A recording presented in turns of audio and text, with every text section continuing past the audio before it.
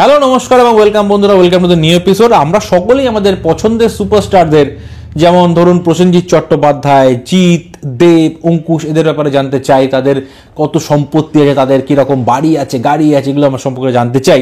তো এগুলোর ব্যাপারে অফিসিয়ালি তো কোথাও সেরকম কিছু বেরোয় না, খুব কম ক্ষেত্রে কিছু কিছু বেরোয়, যেমন শাহরুখ খানের ক্ষেত্রে কখনো বেরোয়, কখনো সালমান খানের ক্ষেত্রে বেরোয়। কিন্তু টলিউডের কোনো স্টারের ব্যাপারে কিন্তু আমি আগে সেরকমভাবে অফিসিয়ালি মানে কোনো লিডিং পোর্টালে কিছু আর্টিকেল দেখিনি বা কোনো পাবলিকেশন দেখিনি। এবার কিন্তু জিদ্দার ব্যাপারে একটা পাবলিকেশন এলো latest Khakee the Bengal chapter চলাকালীনই বা এর রিলিজের কয়েকদিন আগেই এটা কিন্তু প্রকাশ্যে এলো। জিদ্দার নেট ওয়ার্থ অর্থাৎ সম্পত্তির পরিমাণ কত এটা কিন্তু সামনে এলো।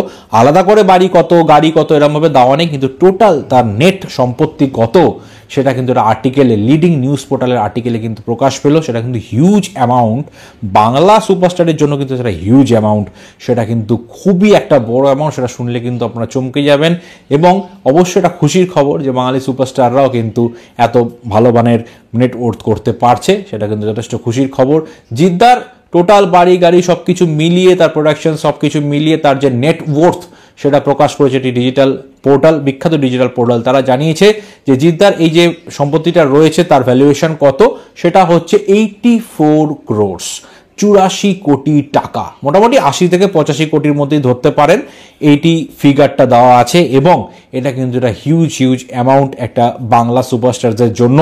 আমি জানি না আর কারো কতটা আছে এর ধারে কাছে, সেটা আমার জানা নেই।